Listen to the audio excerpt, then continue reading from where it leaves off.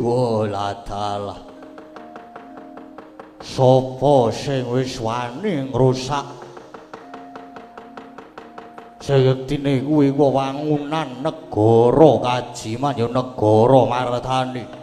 Ana wong salah gawe wani mlebu ngalas sing sejatine iki dudu ngalas nanging iki negara Kajiman ya negara Mardhani.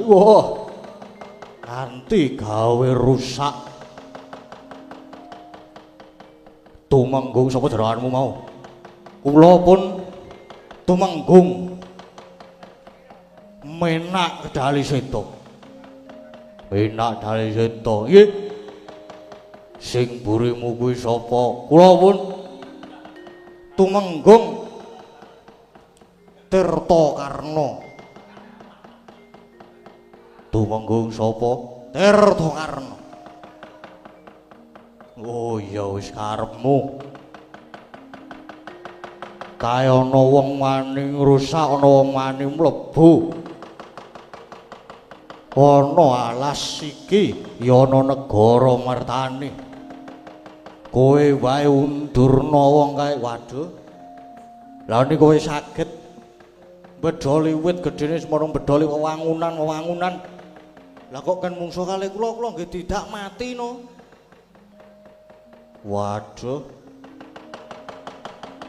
Yen mangres kruyuken wae. Wah, nek kruyuk nggih mboten kiyat. Nika mau junjung wit loro wae ora masalah kok. Lah kene ya sing kalah to, Mas. Kowe gelem maju apa ora? Yen ora gelem maju malah tak pateni dhewe. Oh nggih. Kula tak maju, kula tak pedhokane wong kae. Ayo wis dipedhokke, maju.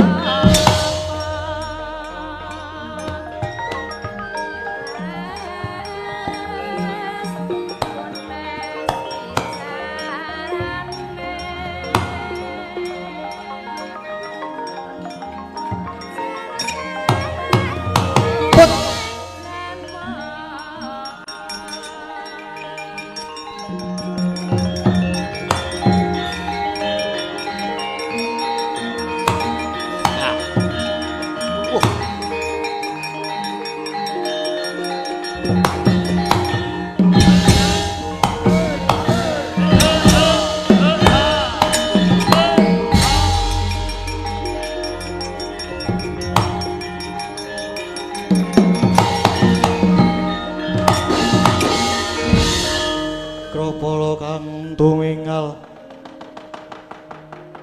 prang campo samya ngedali Rade duwe leting kodo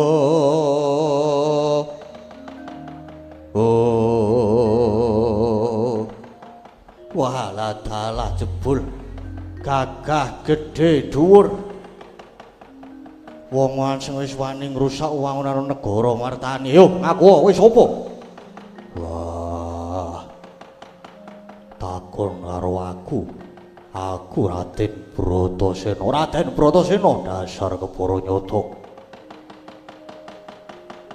bali takon kowe sapa ngerti yo aku Wadyabala saka negara mertani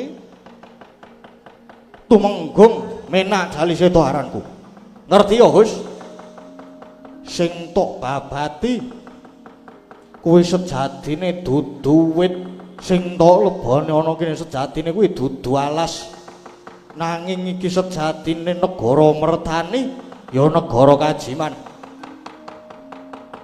sing wis tok bedol kuwi jane dudu wit nanging wangunan ana negara mertani Gus gelem tak pringgake percaya kowe bali yo wae aja neruske lemu babati alas iki ora gelem mulih wah ngertiku kene alas tak babati lha iku babati kanggo muktine para pepundhenku anggonku babat ana kene iki mung tanggo mukti sakadang aku ora ngerti ento iki dudu alas sabaine alas nanging iki negara kajiman wah aku njaluk ngapura yo ora dadi ning gage kowe bali yo aja neruske nggonmu babati alas iki ora gelem bali ento durung tekan sing dadi sedyane Bratasena keparet kon mulih kowe ora gelem malah kon arep mbacutke iki yo kena mbacutke yen bisa nyempal bau kiwa tengene tumenggung menak daliseta wah kowe mundur wae lunga wae dene bang kowe ketibanan wit sing gedhe-gedhe wis ora apa-apa yo kowe ora gelem bali ora kena dipringgake becik yo tiban tanganku ora jeblong dadamu aja ditang tumenggung menak daliseta maju idak celati kamu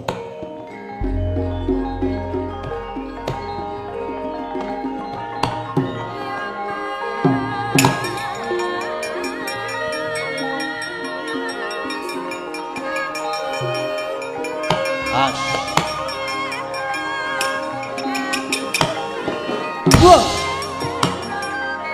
Wah!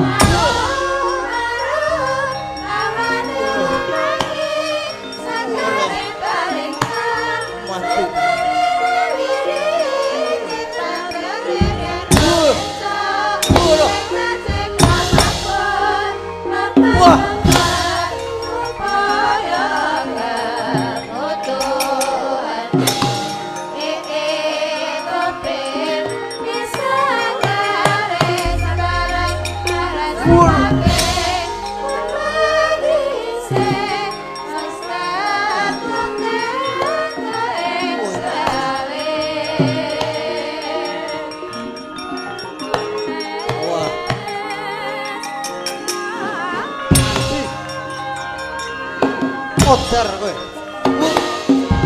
Wah.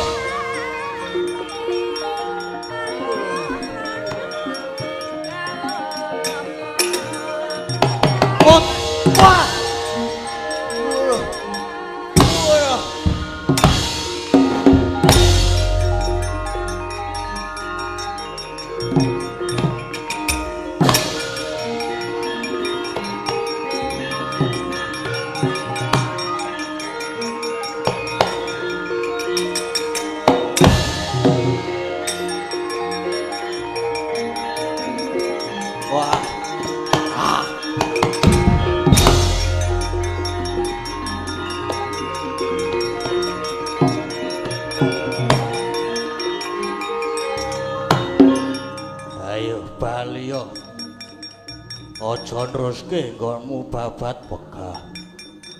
Wah kandhane ngeyel. Mat.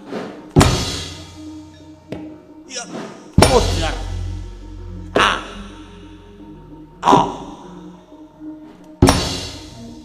Alot men. Wah, modar.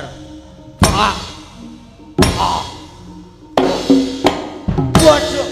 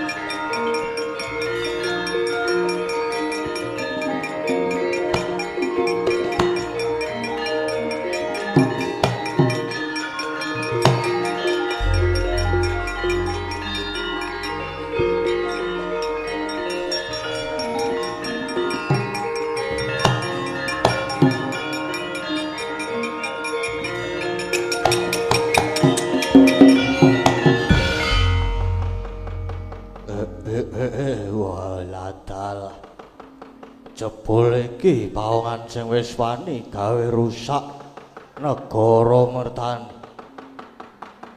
Yo aku kowe sapa? Wah takon karo aku ya.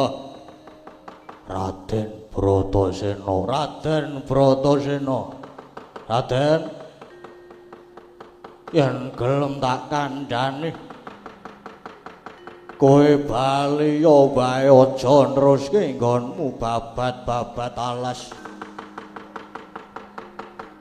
Merga yen kowe neruske babat alas iki kowe mung bakal ngrusak negara Kajimayu negara mertani kene. Wah. Aku babat alas iki arep golek kamukten kanggo para sedulurku kanggo pepundhen-pepundhenku. Walah dalah dikandhani kok ngeyel ram. Ya, yen pancen ora gelem mundur ora gelem bali. Mungsuhmu ora ana liya Patih Sabu jagat. Patih Sabu. Ayo yen kowe ora gelem bali mungsuhmu aku Raden. Wah, aku pancen ora gelem mundur ora gelem bali. Yen durung kelakon sing dadi sedyane Bratasena. Walah dalah. Geget siung pangapil tugel kulumu idak mencelati kamu.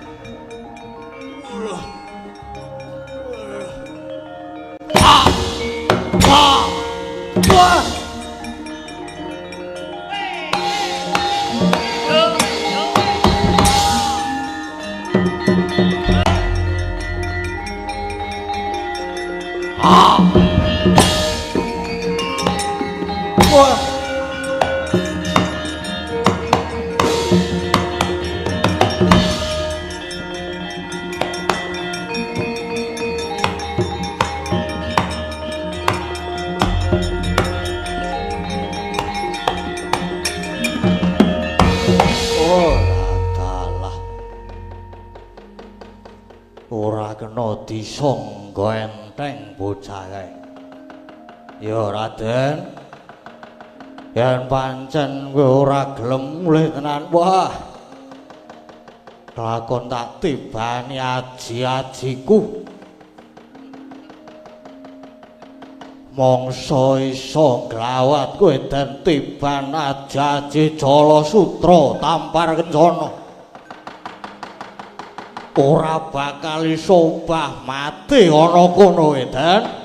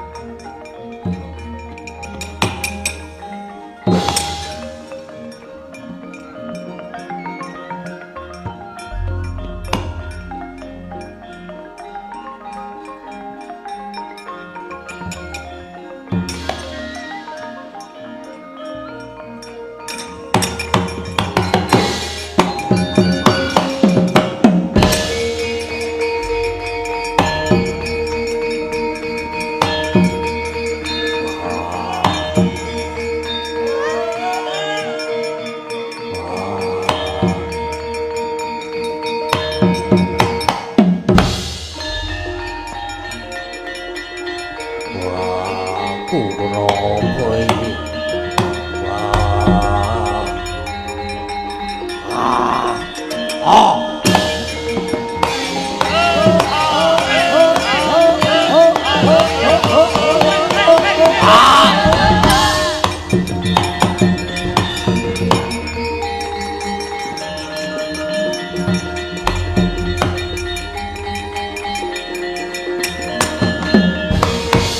Ayo sambato kowe.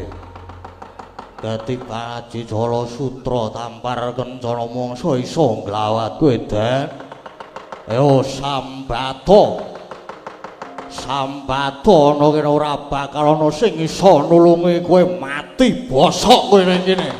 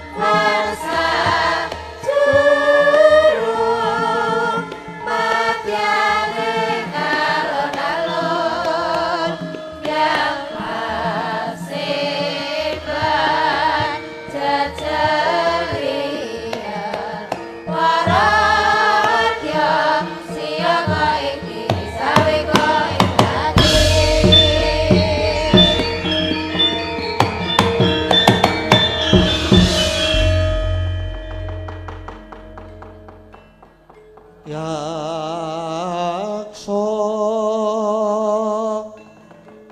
purarupa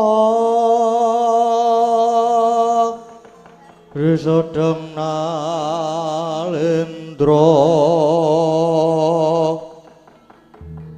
yaksa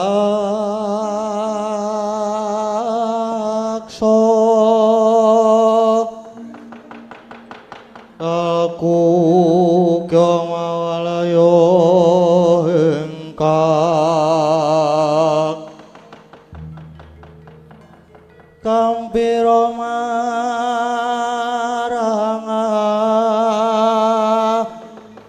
kangge sesiung metu Prabowo Kuramawali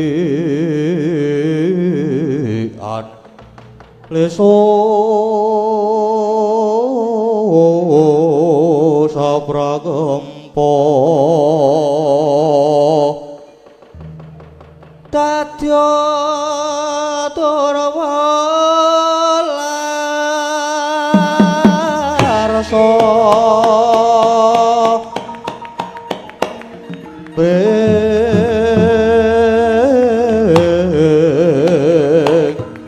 turnaning awan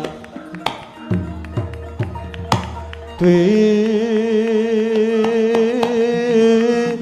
wirarudra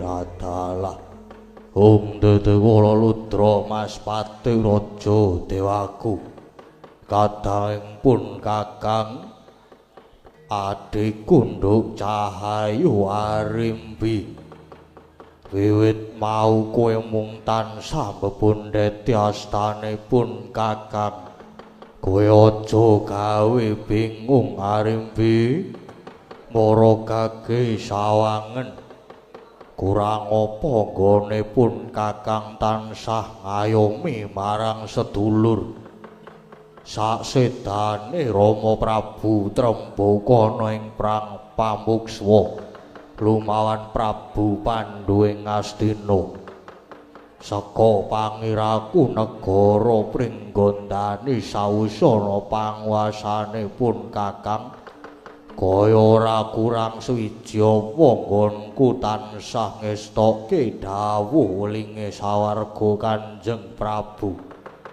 nanging kena ngapa kowe malah katon sungkawa Arimbi mara kage waleo ingkang ora ana takokno ingkang ana tambana nduk iya yu Arimbi kaya katon sundrut guayamu lalu cahyamu binti tinggalmu ana ngapa jane iki mbok ya sing tumlingah mergo sedulur iki bayane kaya ndok tak petayangan nek diji susah kabeh ya melu susah kowe mikir apa to yu kowe iki mikir apa Kakang Arimbi iki ya wis ora kurang-kurang nggone nguja yu Arimbi. Yu tak sedulur sing wedok ki ya mung kowe aja susah. Kala Bendana kowe iki sing ngadate saben-saben cerak karo mbakyumu Arimbi. Apa ya ora ngerti sing dadi telenging ati Arimbi? Mbah Kang. Aku ya bingung karo solah dagane yu Arimbi. Nek bengi tango ora tau tuyu. Maya sedelo mung dandan. Maya aku tau nemokke layang pirang-pirang kae. Layang saka sapa? Ya mbuh. Aku ya ora ngerti layang saka sapa. Nang genah surasane tak waca kata-katane iki bangsane oh my darling. Terus ana gambare Catriya Gajah Pideksa godhek wok timbar jaja. Ngisore terus digambari godhong palu ana panahe.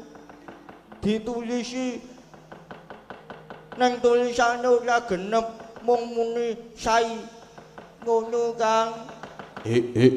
Arimbi jane kowe iki mikir apa tondo Arimbi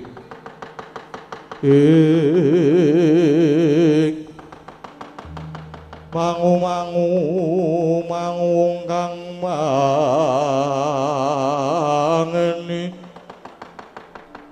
anang yonenge ngolo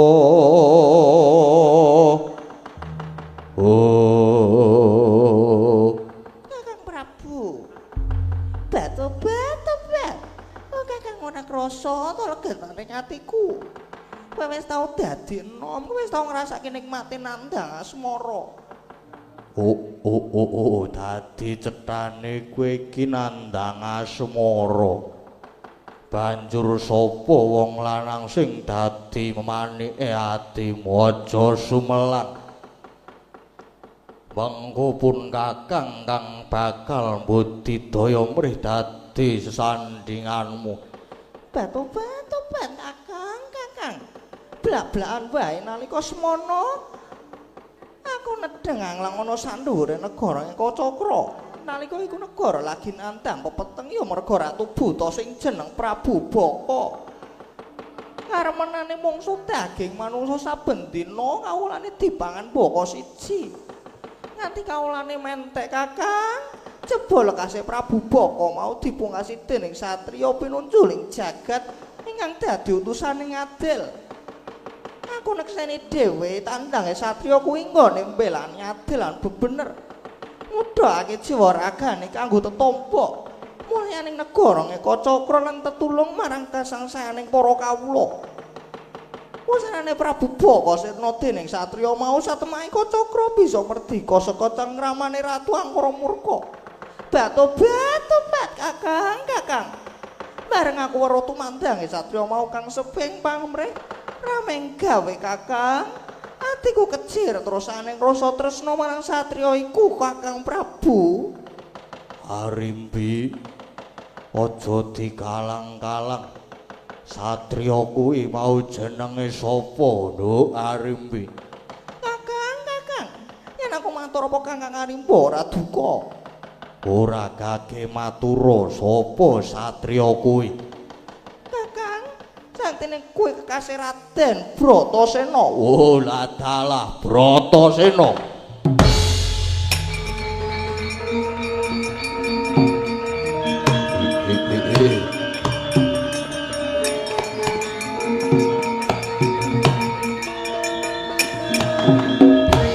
Olah dalah Arimbi bareng kowe ngucap Raden Bratasena aku banjur gawang-gawang kelingan nalika sedane Rama Prabu. Sedane Rama Prabu trembuk merga saka nistane Patra Prabu Pandhu Dewanata ingkang ora weruh marang lelabuhan. Mula yen nganti kowe daku nyenti marang Bratasena menungso turase Prabu Pandhu aku ingkang ora entuk aku sing ora sarujuk aku ingkang sedya mempalangi sing dadi sedyamu Arimbi Manudayatama ngambararum sanggu suma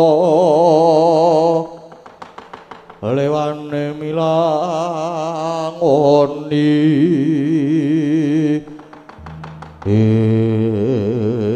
Batu-bat Kakang Prabu. Ingkang kaimpi-impiku supaya Kakang Prabu bisa ngewangi lan jangkung apa kang dadi gegayuhanku suwita marang Raden Bratasena. Parantine kowe malah memalangi setiaku Kakang. Wis dadi upayaku. Aku tumitah dadi putrane Rama Prabu Trembaka. Kudu bisa males wirang muti tuwuh marang sedane. Aku kudu bisa mikul dhuwur mendem jero marang wong tuwa. Mula yen nanti kowe deku ana ngarepe anak mungsuh Oh, aluwung aku ilang-ilangan ndok siji. Bat. Yo, yen pancen Kakang Prabu ora ngrojongi. Mung pangesune Kakang Prabu wae sing tak suwun. Bebasan kepala ngono mlumpat nganti medhot. Aku tak mbudidaya dhewe bakal suwita marang Raden Bratasena.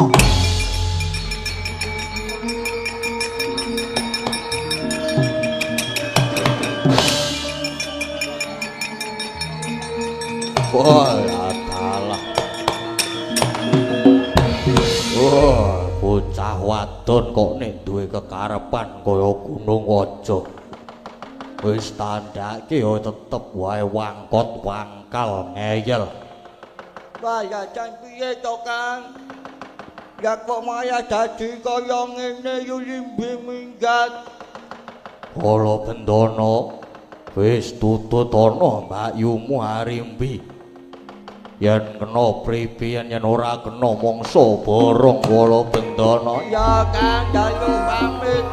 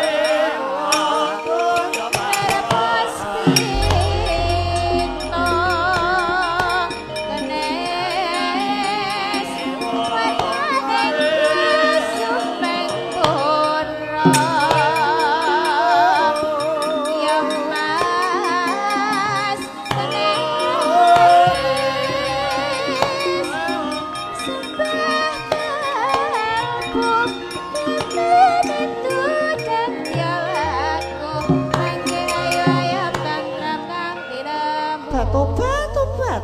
Kakang Prabu Harimbo.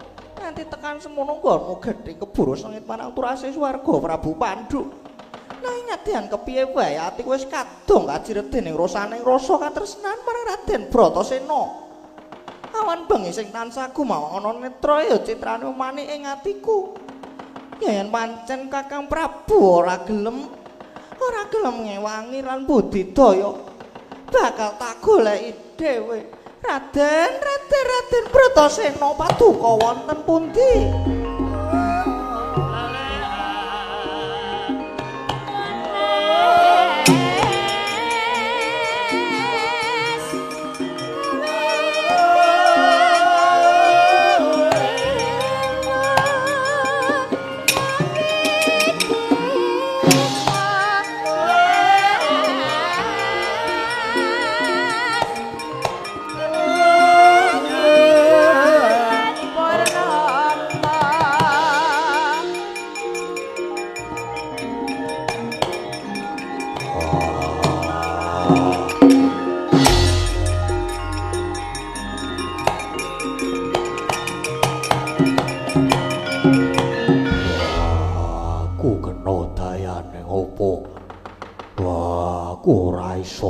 Ora iso musik.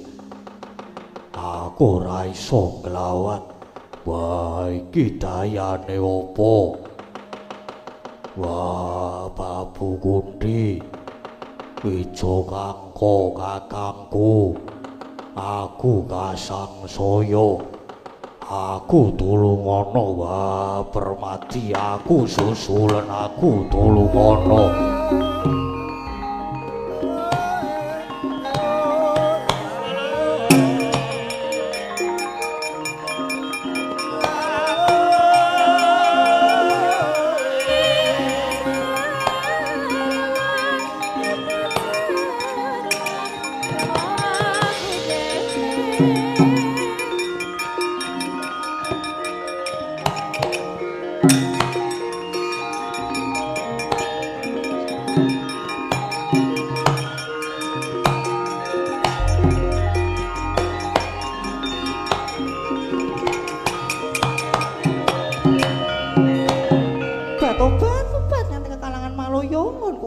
maning ing atiku Raden Bratasena.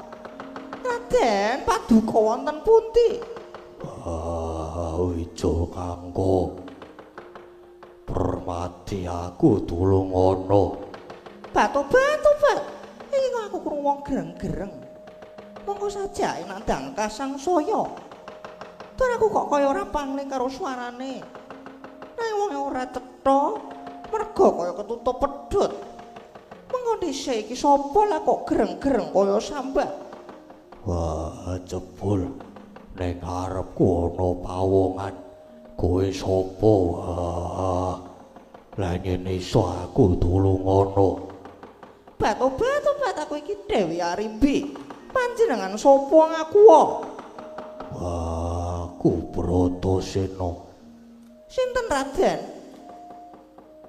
Bratasena. Sinten? Raden sinten? Wah, aku Bratasena. Batu-batu, Pak. Masena to.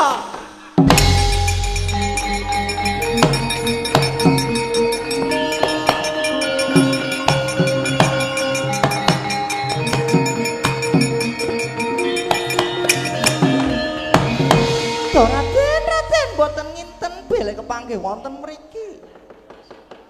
Duh senenge atiku ya ampun. Piyo.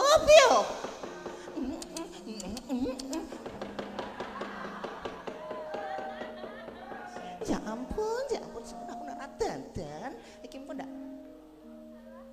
Jan. Batu-batu ya ampun ketemu nang kene. Raden, nek lajeng paduka menika kenging napa? Raden paduka ampun sakit nggih Raden. Ampun sakit lho, ampun asam lambung.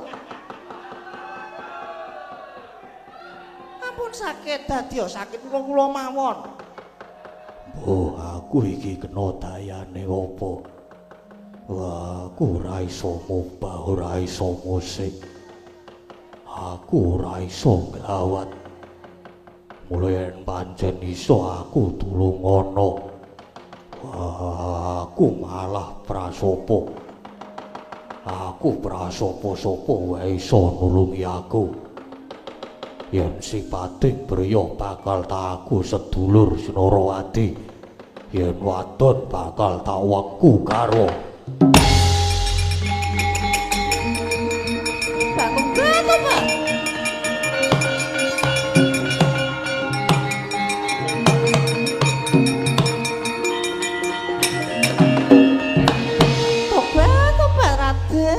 Paduka sampun prasopo bilih nadyan puja teng wanita yen saged nulungi badhe dipun wengku garwa. Menapa menika saestu Raden? ya tenan kuwi wis dadi sumpahku.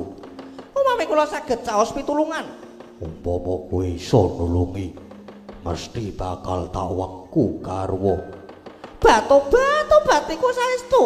Ya tenan Yen ngaten kula tulungi Raden.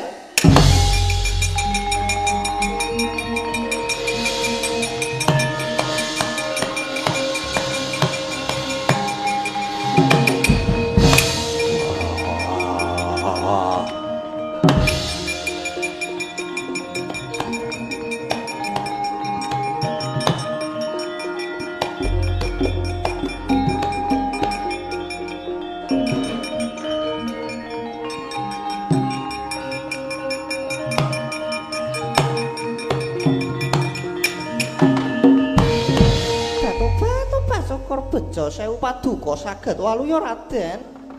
wah kowe sing nulungi aku. Inggih Raden, kula pun Dewi Arimbi.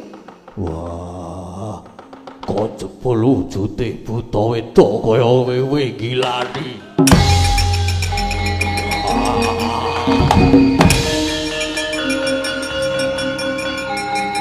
Raden, batu-batu batu-batu balaran tenan to.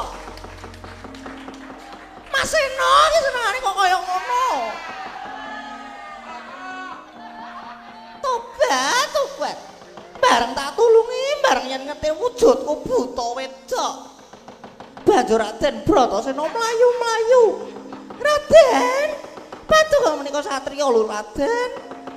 Paduka sampun ngantos lincati janji. Paduka sampun prasapa sagamengku garwa dhateng kula. Raden, ampun praja Raden.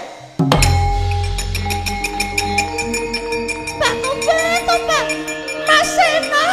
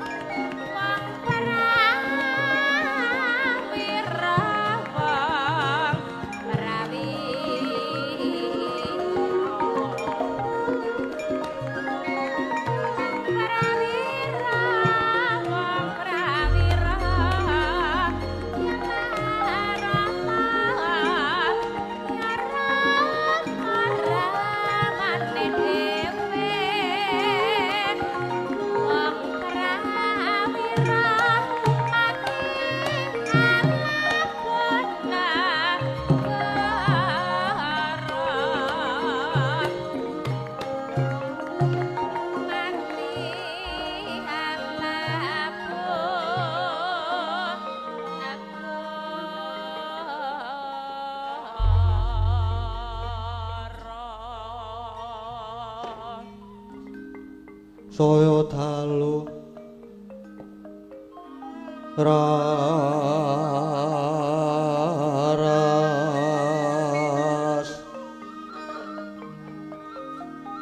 apyara sorot lintang kangku medhap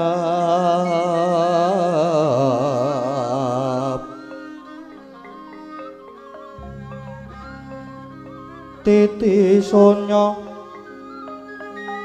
madya ratri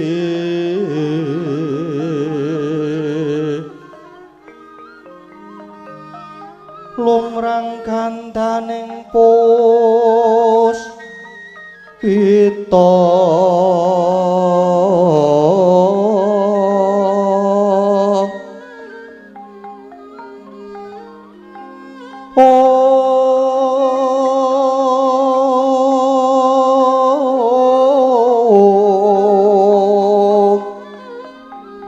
karanggiwan putyanira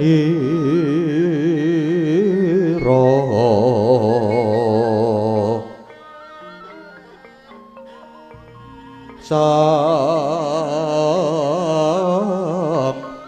Dwijawara brengeng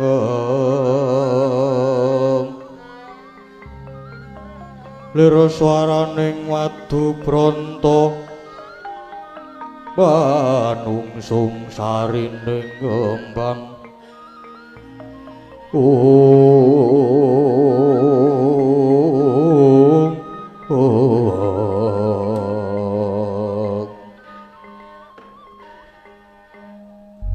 bocah bocah girengake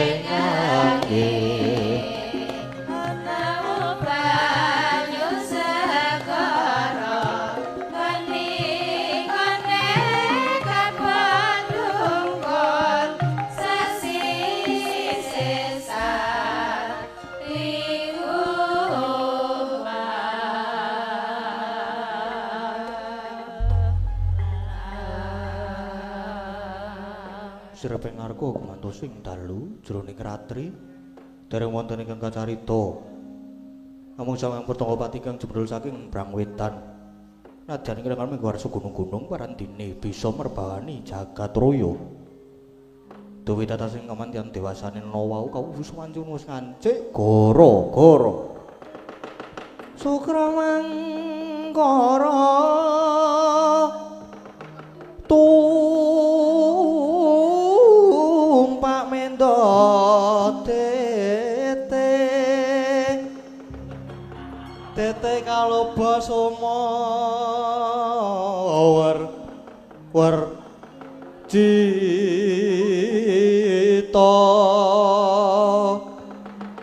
anggara rekodra Buddha Maeswaraspati mintuna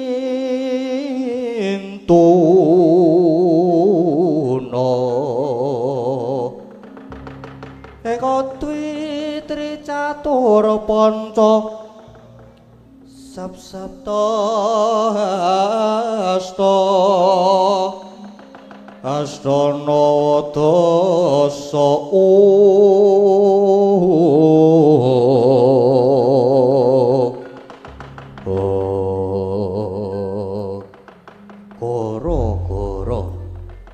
Goro-goreng jagat ing pakliran saat namung rumati mijilira parapat punakawan kula Sumargareng Petruk Semana kula Bagong ingkang samya gegojekan madyaning alun-alun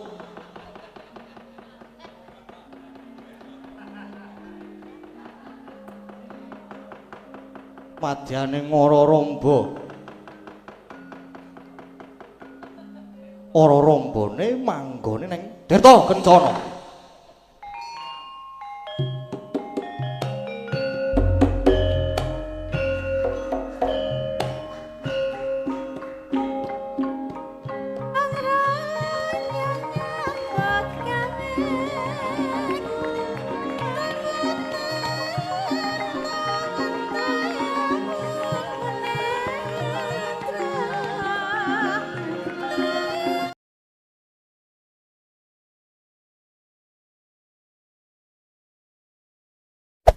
Hey there. Subscribe to my channel. And also press this bell icon.